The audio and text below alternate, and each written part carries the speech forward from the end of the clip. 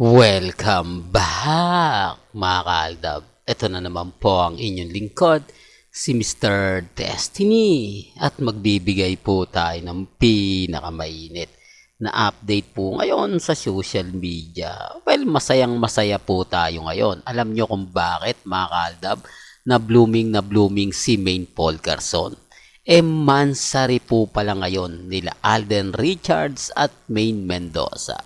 Ngayon po ang 86 kumbaga wedding mansari nila Maine Paul Garson at Richard Paul Garson.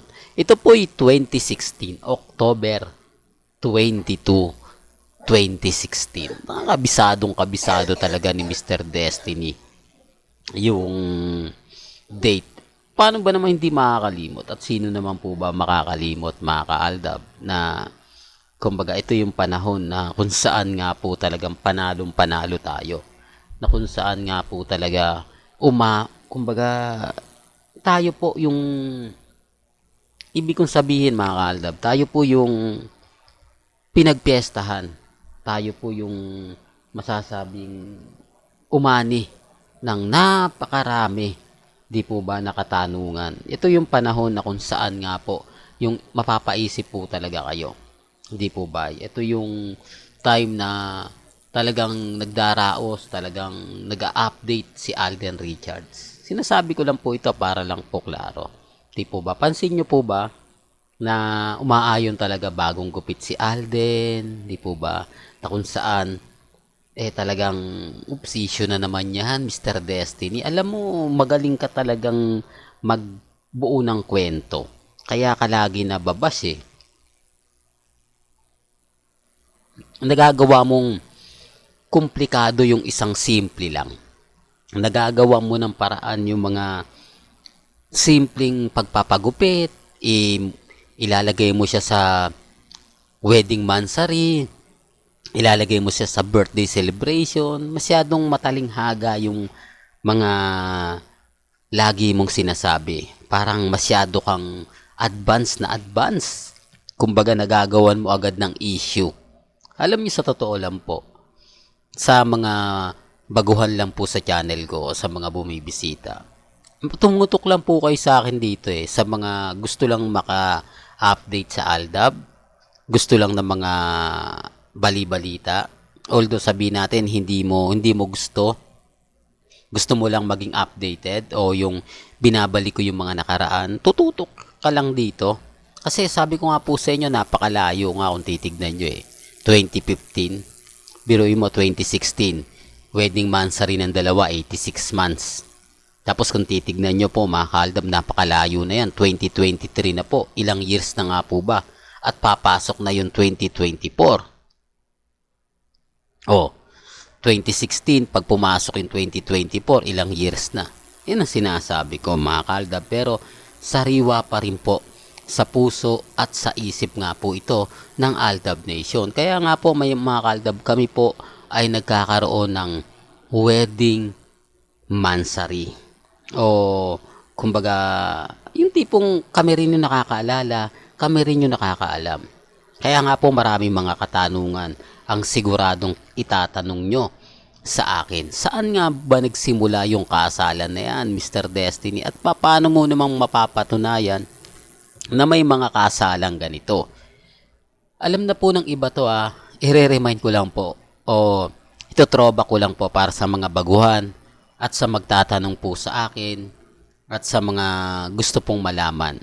Pero bago tayo magsimula at bago natin ituloy itong mainit na update natin, kung bago ka lang sa channel na to at isa kang true-blooded Aldab Nation na nagmamahal po kila Mengay at Isoy, tama po ang channel na pinuntahan mo, kaya consider na po kitang bagong subscriber.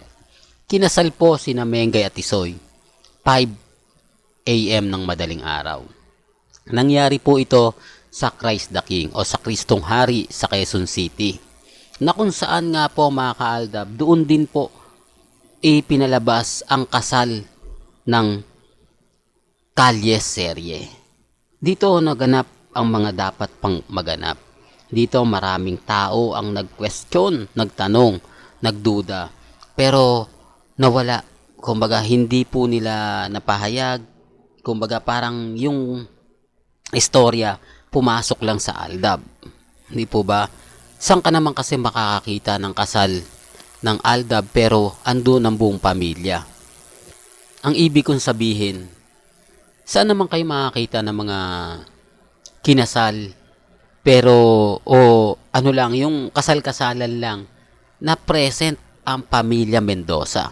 Si Nanay Dab, si Tatay Dab, si Nikki, si Colleen, si nasa dulo ng dila natin, si Dean, si Nico, si Nanay Dab, si Tatay Dab, at yung mga best friend ni Mengay. Oh, wala naman yung sa kalye serye ah. Tapos andyan din po ang pamilya ni Alden Richards, buong pamilya.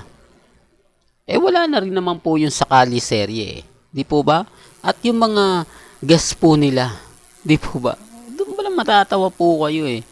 Bakit nandun lahat ng kaibigang matatalik ni Alden Richards? Kaya nga po yung tanong namin hanggang ngayon hindi kayang sagutin. Yung tanong namin na hanggang ngayon napapaisip po sila. Di po ba?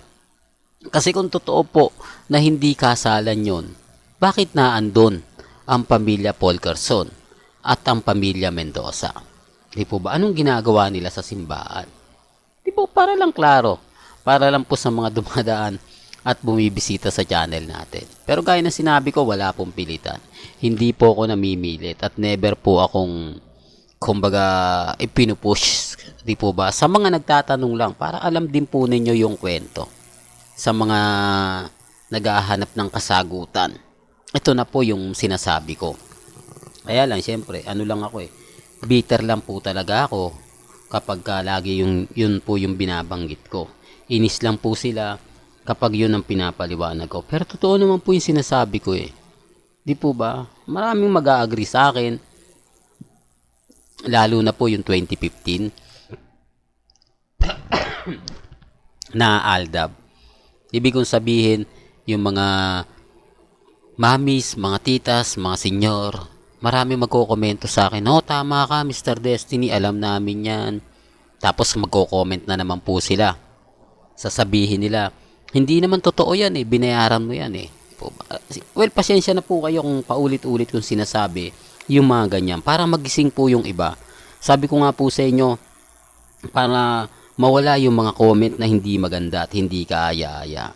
Hindi kasi maganda, lalo na rin po sa page natin, sa YouTube, sa Facebook, nagkakaroon nga ng restriction.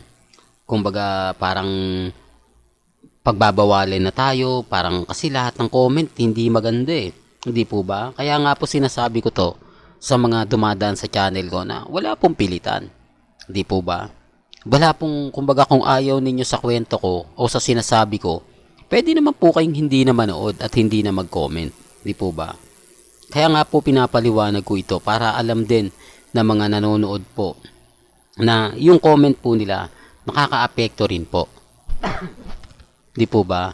Totoo lang naman yung sinasabi ko na hindi po lahat ng comment pumapabor. Hindi po lahat ng comment umaayon, lalo na po sa YouTube at sa Facebook. Siyempre yung iba tinitignan din po nila yan. Kapag ka maraming hindi maganda na naririnig, siyempre iti-take down muna yung account mo, magkakaroon ka ng restriction, hindi siya po-promote.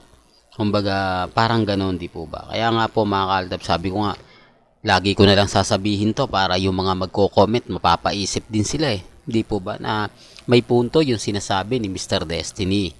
May ibig sabihin yung mga pinapahiwatig niya. Mag-imbestiga, magtanong, alamin ang buong kwento. Bago po, di po ba mag-react ng gusto. Yan po tayo. Kaya nga po ang daming post ni Mengay.